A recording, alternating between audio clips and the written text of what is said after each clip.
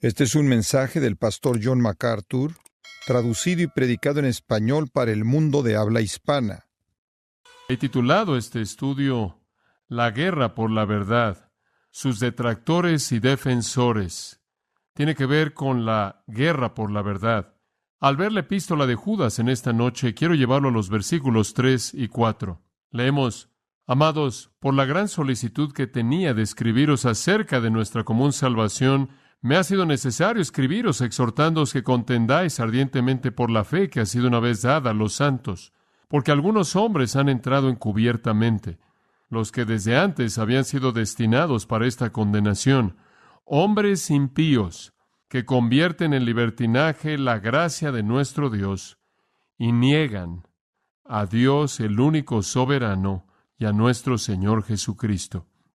Esta es una de las introducciones más interesantes a una epístola, porque Judas, el medio hermano de nuestro Señor, nos dice que tenía una intención en mente cuando se sentó a escribir, y de hecho terminó escribiendo algo diferente de lo que tenía en mente. Él quería escribir acerca de nuestra común salvación, pero él sintió la necesidad de escribir acerca de contender ardientemente por la fe. Creo que él quería escribir una epístola que celebrara los gozos de la salvación, pero él recibió algo de información de algún lugar. Él recibió un reporte de alguien, o quizás varios reportes, o quizás él vio una tendencia y él se dio cuenta de que la salvación misma que él quería celebrar, la salvación misma de la que él quería escribir, estaba en peligro de ser severamente atacada, a menos de que la iglesia se levantara y enfrentara para pelear por su supervivencia. Entonces, lo que comienza quizás como una carta amistosa, alentadora, confortante, termina siendo un llamado a las armas, un clamor a pelear la guerra a los creyentes para unirse en la guerra por la verdad, sirviendo del lado del Señor. Y detrás de la carta hay algo que nos ayuda a entender lo que está pasando en el versículo 4. Algunos hombres han entrado encubiertamente. Ha habido una infiltración en la iglesia de personas que convierten la gracia de Dios en libertinaje y niegan a nuestro único amo y Señor Jesucristo. No conocemos los detalles específicos de esto, no sabemos en dónde o cuándo, cómo es que la información le llegó a Judas, pero estuvo consciente de esto, y de lo que estamos hablando en esta epístola es el peligro grave de la apostasía. El peligro grave de la apostasía, lo cual es conocer la verdad hasta cierto punto y abandonarla, conocer la verdad y rechazarla. Esto no es nuevo para Judas, aunque Judas es la única carta en las Escrituras que está totalmente enfocada en la apostasía. La apostasía es conocida por cualquier estudiante de las Escrituras. De hecho, hay una parábola que Jesús la dio en Mateo 13, pero puede ir al paralelo de Lucas 8, a la parábola, y usted la conoce. Es una parábola de tierras. ¿Se acuerda de esa? De cómo se sembró la semilla en las diferentes tierras, y el versículo 12 de Lucas 8 dice: aquellos que están junto al camino, aquellos que han oído, después viene el diablo y quita la palabra de sus corazones para que no crean y sean salvos. Y aquellos que están en la tierra pedregosa son aquellos que cuando, habiendo oído, recibieron la palabra con gozo, y estos no tienen raíz firme, creen por un tiempo y en el tiempo de la prueba, de la tentación, se apartan. Y la palabra cayó entre los espinos, son los que han oído y siguen por su camino y son ahogados con los afanes y las riquezas y los placeres de esta vida y no producen fruto para madurez. Y después él procede a hablar acerca de la buena tierra, en donde la tierra cae y da fruto.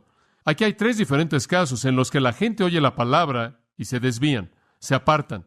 Esto es esencialmente lo que es la apostasía. Es oír la verdad, saber lo que es y rechazarla. Esto es exactamente de lo que Judas está escribiendo. Estas personas son el peligro más grande para la iglesia porque saben algo acerca del Evangelio y traen a la iglesia ciertas sutilezas por su deserción. Un apóstata es uno que ha recibido la verdad del Evangelio. Quizás inclusive uno que la cree, aparentemente o superficialmente por un tiempo, pero después se aparta, abandona y se va sin llegar a dar fruto. Esto sería como esas personas a los que se hace referencia en el 6º capítulo de Hebreos. Dice de ellos, versículo 4, en el caso de aquellos que, habiendo sido una vez iluminados, esto es, llegaron a entender o conocer los hechos, gustaron del don celestial, han llegado a probar algo del gran poder de Dios manifestado en Cristo. Inclusive han llegado a ser participantes del Espíritu Santo. Esto se refiere a la obra del Espíritu Santo a través de Cristo. Esto lo han visto. Y muchos de ellos, claro, en el tiempo que Cristo estuvo en la tierra, tuvieron una experiencia de primera mano de ese poder. Han gustado de la buena palabra de Dios. Todo es acerca de gustar, de probar, ¿no es cierto? No acerca de comer. Han gustado de los poderes del siglo venidero. El poder del reino fue liberado a través de Jesús. Todos sus milagros realmente fueron adelantos de lo que estaba por venir, una probada de lo que Él haría en el reino. Entonces aquí estaban estas personas en la tierra que oyeron el mensaje y lo entendieron en sus mentes, quienes tuvieron una probada del poder celestial de Cristo, quienes experimentaron la obra maravillosa del Espíritu de Dios a través de Él, quienes gustaron la buena palabra de Dios que salió de su boca, que vieron los poderes milagrosos que caracterizarán la edad venidera. Y después, versículo 6 dice, se han apartado, han caído. Y procede a decir que es imposible renovarlos al arrepentimiento debido a que ellos vuelven a crucificar para sí mismos al Hijo de Dios y lo avergüenzan de manera abierta. Si teniendo toda esa información se desvían y se van en la otra dirección, es imposible que sean salvos porque han rechazado cuando tuvieron la luz completa. La apostasía es oír y entender por lo menos y quizás aparentemente creer, pero después dar la espalda y abandonar. Si usted regresa por un minuto a Lucas, hay un pensamiento ahí que puede expander su entendimiento de esto de manera útil.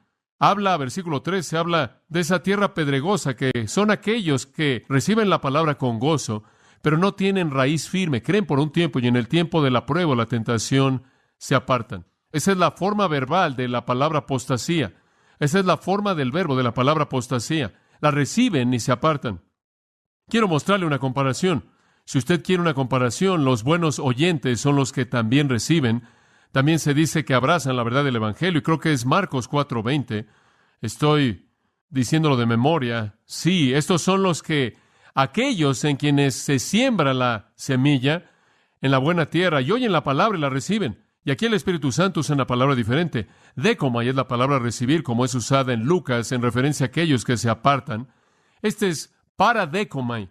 La buena tierra hace más que simplemente una recepción superficial. Paradecomai es una palabra intensificada, un término más fuerte indicando una recepción profunda. Hay una recepción superficial, hay un decomai, y después hay un paradecomai, una aceptación de corazón mucho más profunda por parte de la tierra buena. Aquellos que apostatan pueden oír la verdad, entender la verdad, pero nunca producen fruto, porque nunca tienen raíz alguna. Judas dice, si usted pasa a Judas al versículo 12, estos están sin fruto, 2 veces muertos y desarraigados. Y Judas está simplemente edificando sobre el lenguaje de esta parábola de Mateo, Marcos y Lucas. Son infructíferos, están muertos, han sido desarraigados. Ahora, cuando hablamos de apostasía, no estamos hablando de confundir eso con mera indiferencia a la palabra o ignorancia de la palabra o el error. Hay personas que nunca han oído la verdad. Hay personas que son ignorantes de la verdad, son indiferentes a la verdad, ni siquiera se han expuesto a sí mismos a la misma, y hay personas que han oído presentaciones equivocadas que dicen ser la verdad, pero no lo son. No estamos hablando de eso. Cuando usted habla específicamente de un apóstata, está hablando de alguien que ha recibido la luz, pero no la vida, la semilla, pero no el fruto. Quizás la palabra escrita, pero no la palabra viva. Es un rechazo deliberado de la verdad después de que la verdad ha sido oída. En 2 de Tesalonicenses 2:10 creo que está bien expresado, cuando el juicio cae sobre aquellos que rechazan el evangelio, de quienes es dicho, no recibieron el amor de la verdad para que pudieran ser salvos. Recibieron la verdad, no recibieron el amor de la verdad. Hay otra ilustración de esto y está en el 8º capítulo de Hechos.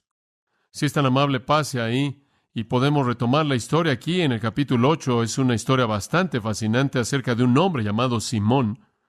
Simón ahí atrás, en el versículo 9, es identificado como un mago.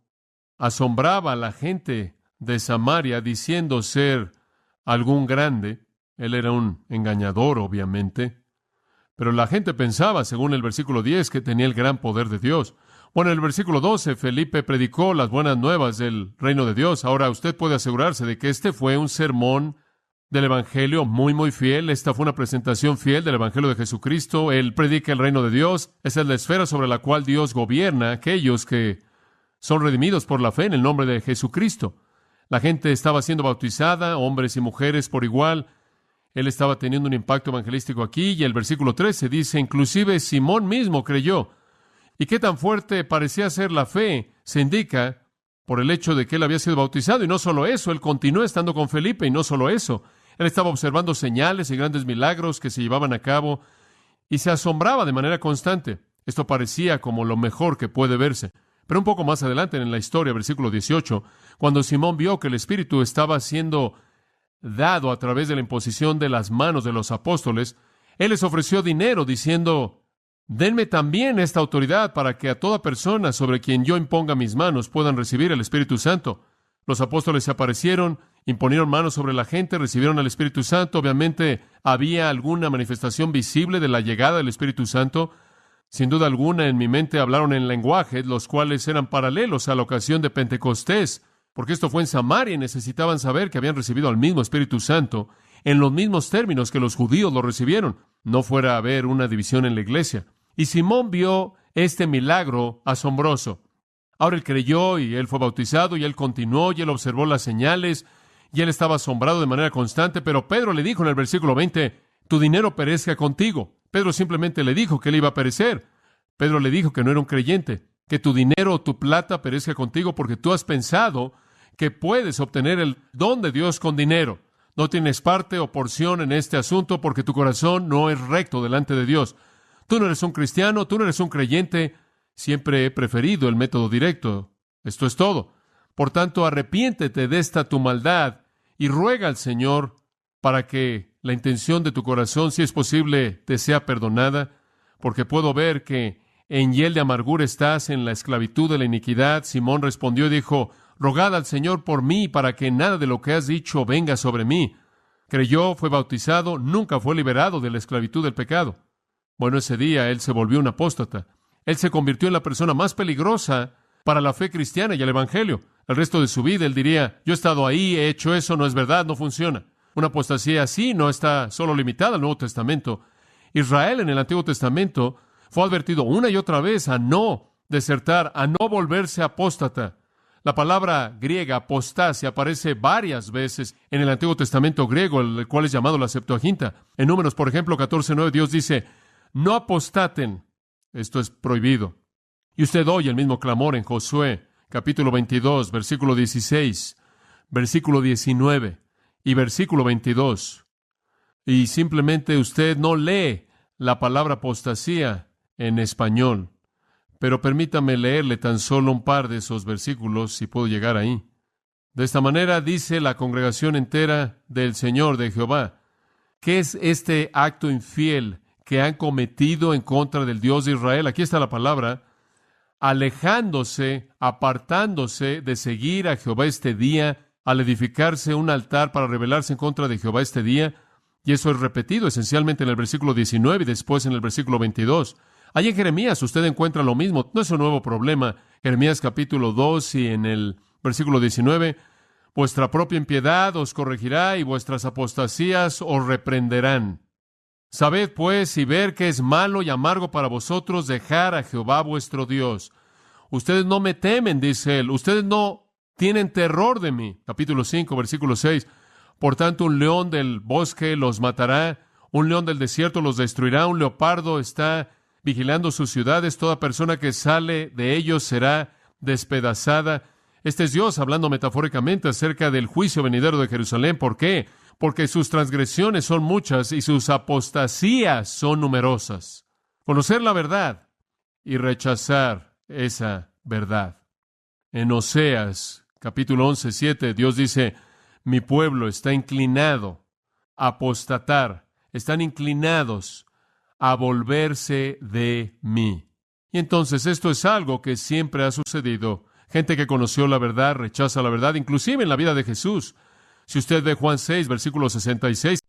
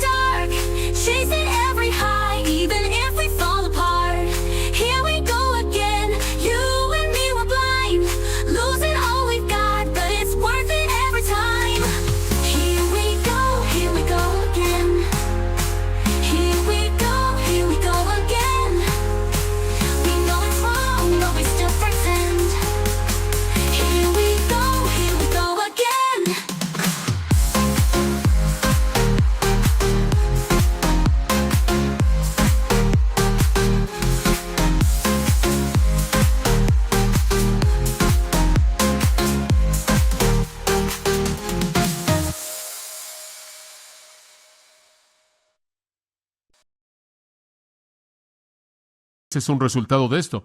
Muchos de sus discípulos se retiraron y ya no andaban con él. La enseñanza que Jesús les dio los alejó y literalmente apostataron, se desvanecieron. Se volvieron apóstatas a la verdad que oyeron cuando la rechazaron. En el discurso del Monte de los Olivos, hacia el final del ministerio de nuestro Señor, Mateo 24 registra en el versículo 9, Jesús dice, y os entregarán a tribulación, los van a matar, seréis odiados por todas las naciones por causa de mi nombre, y en ese entonces muchos apostatarán, muchos se volverán apóstatas, se apartarán. Segunda de Pedro 2, simplemente dándoles varios de estos. Versículo 20 dice, porque si después de haber escapado de las contaminaciones del mundo mediante el conocimiento del Señor y Salvador Jesucristo, se vuelven a enredar en ellas y son vencidos, el postrer estado se ha vuelto peor que el primero. Si usted conoce la verdad, ha llegado al conocimiento del Señor y Salvador en su mente y regresa y se vuelve a enredar en las contaminaciones del mundo, el último estado es peor que el primero. Sería mejor para ellos no haber conocido el camino de la justicia que, habiéndolo conocido, desviarse del santo mandamiento entregado a ellos. Son como un perro que vuelve a su vómito, o una puerca lavada que regresa a revolcarse en el lodo. La Biblia no tiene palabras muy agradables para los apóstatas. Y van a estar por todos lados. 1 Timoteo capítulo 4 nos dice, el Espíritu dice claramente que en los postreros días algunos apostatarán de la fe. Ahí está el mismo término. Van a desertar, en las palabras de Pablo a Timoteo. Naufragarán en cuanto a la fe, de regreso ahí en el capítulo 1, versículo 19. O en la terminología moderna, su fe llegará a terminar como un choque de avión. En 2 Timoteo encontramos lo mismo. El día va a venir, le escribe Pablo a Timoteo, cuando no soportarán la sana doctrina, versículo 4, sino que volverán sus oídos de la verdad y se volverán a las fábulas. Ahora, lo que es realmente serio, de regreso a Judas, es que estas personas se meten al cristianismo y se incrustan sin que sean identificados. Se meten encubiertamente y entonces tenemos que ir a la guerra en un sentido de guerra civil. Es difícil promover esto en la actualidad, ¿no es cierto? Porque ahora lo que está de moda es amemos a todo mundo, llevémonos bien, no peleemos, seamos tolerantes. Tenemos una guerra que pelear y la guerra que tenemos que pelear está aquí adentro de la iglesia. Tenemos predicadores controlados por demonios y doctrinas de demonios y mentirosos hipócritas, y la gente no quiere la verdad y van a ir a iglesias que no la predican, no a las que la predican. Tenemos apostasía en la iglesia. Ahí es donde es peligroso. Siempre se han infiltrado. Siempre han entrado. Esa es la estrategia. ¿Qué es lo que Pablo dice en Hechos 20? Esto fue algo tan definido y determinante al principio de mi ministerio. El capítulo 20 de Hechos, básicamente viví en ese capítulo durante años, al comienzo de mi tiempo aquí. Y el apóstol Pablo le dice a la gente en Hechos 20:28, mirad por vosotros y por todo el rebaño. Tienen que estar en guardia. ¿Por qué? Porque yo sé que después de mi partida entrarán en medio de vosotros lobos rapaces que no perdonarán al rebaño. Y aquí está el peligro. Y de vosotros mismos se levantarán hombres que hablarán cosas perversas para arrastrar tras sí a los discípulos, y por lo tanto, velad, acordándoos que de noche y de día durante 3 años no dejé de amonestaros a cada uno de vosotros con lágrimas. ¿Cómo es que usted va a enfrentar eso? Bueno, él dice, os encomiendo a Dios y a la palabra de su gracia, que tiene poder para sobreedificaros. La única manera en la que usted puede defenderse en contra de esto es conocer la palabra tan bien que puede reconocer la apostasía. Los apóstatas se alejan de la verdad, no necesariamente se alejan de la iglesia, ¿verdad? Muchos de ellos tienen cierta familiaridad con la iglesia y pueden hacer su base de operaciones ahí y pueden tener mucho éxito para el enemigo y también producir algo de dinero a expensas de la ignorancia de la gente. Siempre han habido apóstatas y siempre habrán apóstatas, siempre aquellos que dejan la verdad. Ha estado por todos lados. ¿Sabe usted que la gente en la generación de Noé oyó la verdad y la rechazó? ¿Le dieron la espalda a la verdad y se ahogaron? Fue la apostasía de la verdad que llevó a la Torre de Babel, porque la verdad acerca del Dios vivo y verdadero había sido proclamada. Fue apostasía lo que hizo que Israel no conquistara la tierra bajo Josué e ignorara las advertencias de Moisés. Fue apostasía lo que produjo la inmoralidad en el tiempo de los jueces. Fue apostasía lo que llevó a Israel a la cautividad babilónica. Fue apostasía la religión entera de Israel, fue apóstata, y esa es la razón por la que no reconocieron al Mesías cuando él vino. La apostasía ha plagado a la iglesia, no solo en situaciones individuales, sino de maneras masivas. El catolicismo romano es una forma apóstata del cristianismo. El liberalismo es una forma apóstata del cristianismo. La neortodoxia es una forma apóstata del cristianismo. Y toda secta que se ha aparecido en el nombre del cristianismo, que se desvía del verdadero evangelio, es una forma apóstata. Todo predicador que no predica la verdad es un predicador apóstata. El misticismo es un ataque apóstata en contra de la iglesia. Cualquier negación de la singularidad en autoridad que le pertenece únicamente a las Escrituras lleva a la iglesia a una espiral hacia la apostasía. Esa es la razón por la que todas esas religiones falsas siempre tienen a otras autoridades, sea el magisterio en la Iglesia Católica o el Papa, o sea Mary Baker Eddy Patterson, Glover Fry o Annie Besant o el juez Rutherford o José Smith, o el que usted diga, siempre están las Escrituras y alguna otra autoridad, pero se quedan cerca y se quedan dentro del marco de referencia. Se infiltran y se establecen. Y el ataque en contra de la verdad viene desde adentro, y entonces aquí estamos enfrentando esto, teniendo que enfrentarlo desde adentro, y no nos hace muy popular. Le digo una cosa, no nos hace popular, y la manera en la que vivimos en la actualidad realmente es difícil adoptar una postura en contra de la apostasía abierta, que es fácil de ver. Y la tendencia hacia la apostasía que está viniendo de una manera tan rápida, debido a una ausencia de discernimiento y una indisposición a discernir. Bueno, todo eso es introducción. Y usted sabe, Judas es como un buen periodista. Aquí está un buen periodista. Él sería un muy buen escritor de periódico, porque usted nunca ha tomado cursos de periodismo y ha aprendido a cómo escribir artículos de periodismo. Si quizás lo ha hecho, ha observado un poco cuando usted lee el periódico y usted sabe que el primer párrafo y quizás el segundo párrafo resume todo, y después el párrafo 2, 3 o 4, usted comienza a regresar a los detalles. Usted regresa y pasa por todo y se expande. Bueno, eso es lo que Judas hace. Los versículos 3 y 4 presentan la historia entera y después el versículo 5 hasta el final regresa a esto y lo abre todo. Conocemos a la gente en los versículos 3 y 4. Tenemos una perspectiva expandida en el resto del libro. Vemos el peligro por el cual debemos pelear en el versículo 3. Y eso se expande mucho en el resto del libro. Primero el resumen, después los detalles. Bueno, veamos el resumen. Amados, me gusta eso. Siempre me quedo atorado en esa palabra. Y quiero decir esto porque esto me da una buena oportunidad de decirlo. Tantas veces, si usted adopta una postura firme a favor de algo, si usted traza la línea en donde la Biblia la traza, y usted no hace concesiones y es fiel a la verdad, vive por la verdad, proclama la verdad, no se desvía, la gente lo llama a usted alguien no amoroso. ¿No es verdad? Digo, esto es tan típico, tan típico. Esta es la designación común para el predicador que es verdadero, que es fiel a la fe. Él no es amoroso. Esa es la designación común para alguien que está exhibiendo la apostasía y exhibiendo a los apóstatas. Pero ¿entiende usted que lo que Judas está haciendo aquí no es porque no ama, sino porque él ama? Es porque él se preocupa tanto. Él comenzó a escribir una carta acerca de la salvación en común, pero él amaba a su gente a la que le escribió demasiado como para dejarlos expuestos a lo que él vio como una gran amenaza. Amados, él dice. Y después en el versículo 17, mas vosotros amados. Y después en el versículo 20, mas vosotros, amados. Este no es algún tipo de sentimentalismo. Esta no es algún tipo de emoción superficial. Esta no es algún tipo de tolerancia.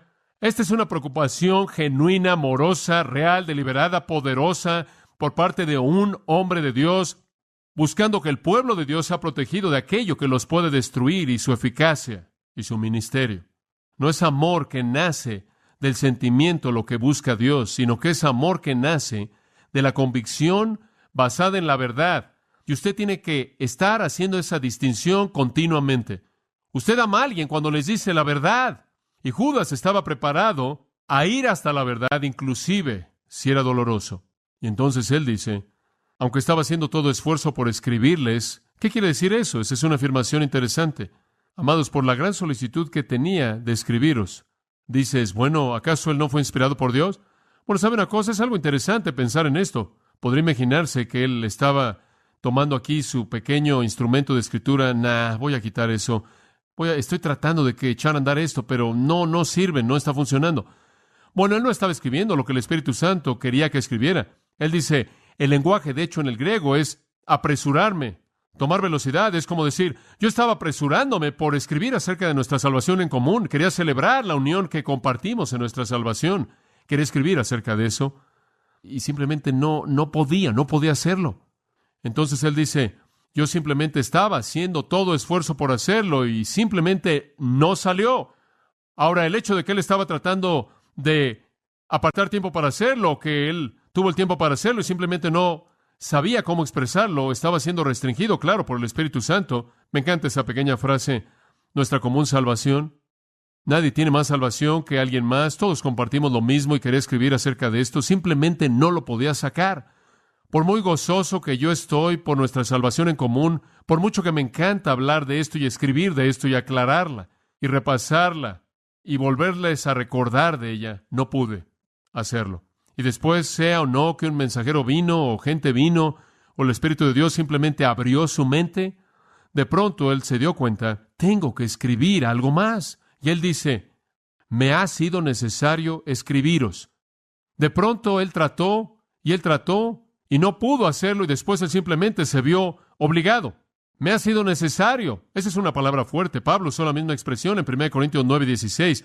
Me es impuesta necesidad y ay de mí si no predicar el Evangelio. Pensamos acerca de Pablo en ese texto y pensamos en él como si estuviera bajo algún peso pesado y mandato y carga por predicar su mensaje, por predicar este mensaje. Así es como Judas se sintió. No es sorprendente que no pude comenzar cuando quise escribir acerca de nuestra salvación en común.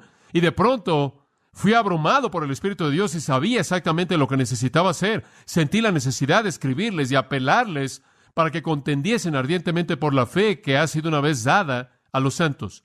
Esa oración está cargada. Sentir la necesidad, de hecho, la raíz de ese verbo es comprimir. Sentí la presión divina por escribir esto. Esto no es algo caprichoso, esto es crítico. Este no es un documento humano, esta es presión dura por parte de Dios el Espíritu. Entonces podríamos decir que ciertamente Lo que Pedro dijo es el caso de Judas. Ninguna profecía de la Escritura fue traída por un acto de voluntad humana, sino que los hombres, movidos por el Espíritu Santo, hablaron de Dios, 2 de Pedro 1:21. Judas toma su lugar con aquellos a los que se hace referencia ahí que escribieron el Antiguo Testamento. Y Judas es un pastor y él siente esta presión del Espíritu de Dios, pero él también la siente en su propio corazón porque él pastorea, porque los pastores por naturaleza son protectores. Tienen que ser, de lo contrario no sobrevivirían como pastores. Son temerosos en un sentido saludable. Escuche Ezequiel 3:16. Ahora sucedió al final de los 7 días que la palabra de Jehová vino a mí diciendo: Hijo de hombre, Ezequiel es llamado el Hijo de hombre, te he puesto como atalaya a la casa de Israel. Cuando tú oigas una palabra de mi boca, adviérteles de mi parte. Tú eres mi atalaya, versículo 18. Cuando yo diga al impío, de cierto morirás, y tú no lo advirtieres o hablares para advertir al impío de su camino impío, para que viva, ese hombre impío morirá en su iniquidad, pero su sangre demandaré de tu mano.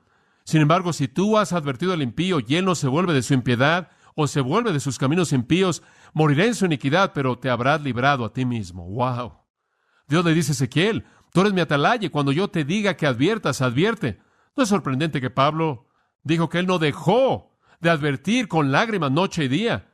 ¿No es sorprendente que Pablo le dijo a los colosenses: yo me esfuerzo laborando, trabajo más bien, esforzándome según su poder que opera poderosamente en mí? Lo que yo hago es motivado y me veo obligado por el poder de Dios. Entonces Judas dice: simplemente me vi presionado como un atalaya fiel, protegiendo a la iglesia de Dios para escribir y escribirles, exhortándos. Eso realmente es aconsejando, siendo llamado a un lado para ayudar, estando a un lado para que contendieses ardientemente por la fe. Esa es una expresión poderosa. Por lo menos puedo pasar por eso, que contendáis ardientemente por la fe, contendáis ardientemente.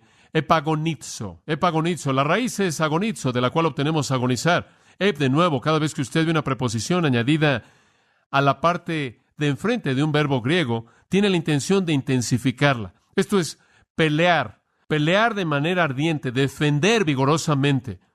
Estoy llamándolos a una forma extrema de agonía. Es un infinitivo presente, lo cual significa que es una acción continua. Los estoy llamando, les estoy apelando a que estén en una batalla continua, un conflicto continuo. Es un problema continuo. La apostasía, la palabra de nuevo, agonizomai, agón, es una palabra muy interesante. La palabra, de hecho, significa agón, significa un tazón, un estadio. Eran construidos como un tazón, como un platondo, y era en un tazón, en un estadio, que usted llegaba para librar una batalla, una lucha, los gladiadores, las peleas. Es un término que Pablo usa cuando él habla acerca de pelear la buena batalla de la fe. Agoniza. Es como jugar en el supertazón definitivo, y es una lucha de todos los tiempos. Es una batalla poderosa. Es una pelea hasta morir con las fuerzas de la apostasía. Pablo está llamándonos a lo mismo. Una y otra vez oímos estos llamados por parte del apóstol Pablo a Timoteo: pelea la buena batalla. A los corintios, usted sabe, les dice: yo no boxeo en boxeo de sombra, yo golpeo a mi oponente, a mi adversario. A los efesios, él les escribe acerca de vestíos de toda la armadura y entrar a la batalla. Y la defensa de la fe tiene que ocurrir dentro de la iglesia, dentro del marco del cristianismo. De hecho, ahí es donde la batalla, creo yo, es más agonizante algunas veces, porque usted tiene que enfrentar no solo el error que está ahí, sino la oposición por parte de la gente que es arrastrada por el error, o no se preocupa por él, o no discierne lo suficiente como para saber que es error. ¿Qué es en sí por lo que estamos peleando aquí? Obsérvelo. Estamos peleando por la fe. La fe. No por fe de alguna manera nebulosa. La fe objetiva. La fe cristiana. La fe del Evangelio. El contenido. Si usted pasa al versículo 17, usted entiende mejor lo que dice. Debería recordar las palabras que fueron habladas de antemano por los apóstoles de nuestro Señor Jesucristo. La fe está constituida en la doctrina de los apóstoles. La fe objetiva. Como Hechos 2:42 dice: perseveraban en la doctrina de los apóstoles. Aquí es en donde la batalla debe ser peleada, por la protección de la fe. Oh Timoteo, 1 Timoteo 6:20, guarda lo que se te ha encomendado. ¿Y qué se le había encomendado? Retrocede un versículo. El tesoro. El tesoro.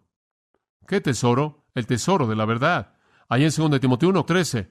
Retén la forma de las sanas palabras. Versículo 14. Guarda el buen depósito por el Espíritu Santo que mora en vosotros, que te ha sido encomendado. Si usted es un pastor, inclusive un cristiano, usted tiene que proteger algo. No solo somos proclamadores de la verdad, somos protectores de la verdad. Protegemos la verdad. Y yo sé que ustedes saben esto porque está en mi corazón todo el tiempo y acabamos de terminar las 3 epístolas de Juan. Soy motivado por la verdad, no por la proclamación de la verdad, sino por la protección de la verdad. De lo contrario, no habría nada que proclamar. Y el sentimentalismo no entra en juego. La convicción es todo lo que entra en juego. Amamos dentro de la verdad. Juan dice eso una y otra vez, ¿no es cierto? A quien agallo, a quien amo en la verdad.